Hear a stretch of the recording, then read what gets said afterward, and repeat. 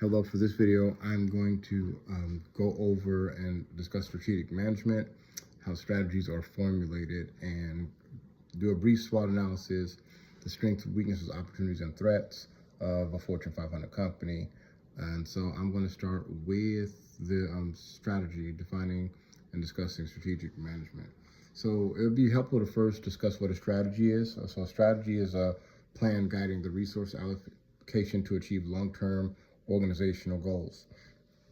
Strategic management deals with, according to the management, the process of formulating and implementing strategies to accomplish long-term goals to gain a competitive advantage. Okay, so it begins with looking at and identifying your mission and your objective, your values, what they would call the strategic analysis.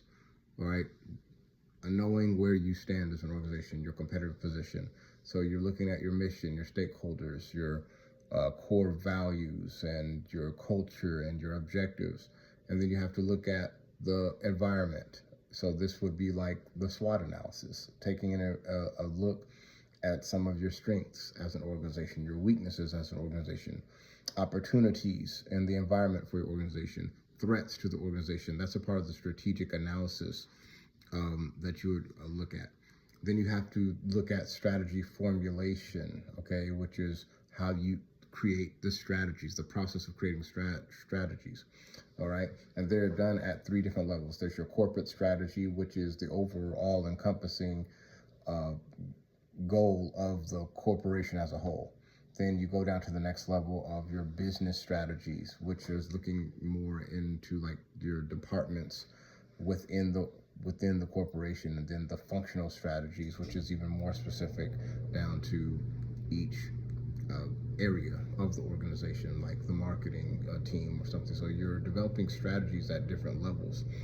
Then you have strategy implementations, which is you have to put everything into action. So you implement strategies and exercise strategic leadership. And strategic leadership inspires people to change, to refine, improve strategies in the organization.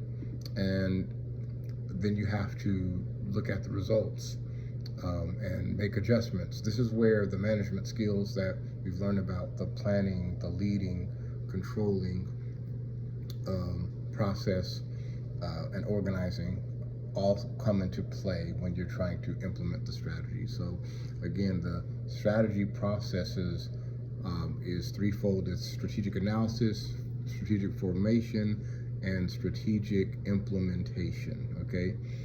So when I looked into the a company, I chose Amazon in particular.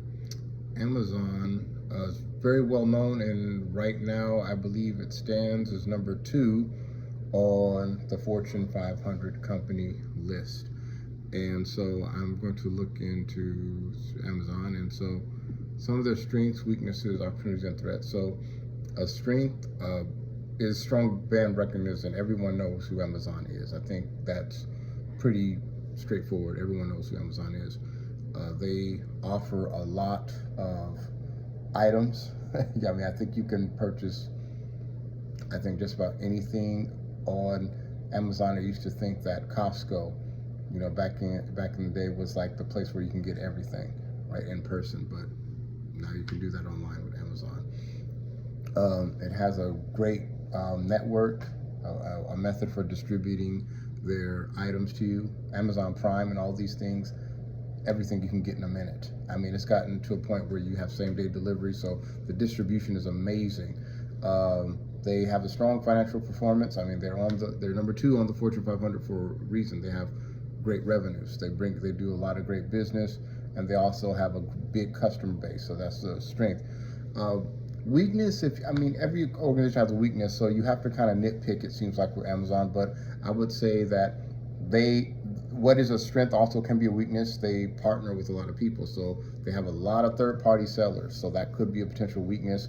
If things go wrong, they're not directly with Amazon, but they sell through Amazon, so they work with a lot of people, so they have to take on the pitfalls of partnering with others. They are online, so there's risk of data concerns. I think I've had in the past maybe a few issues with Amazon as far as experience online.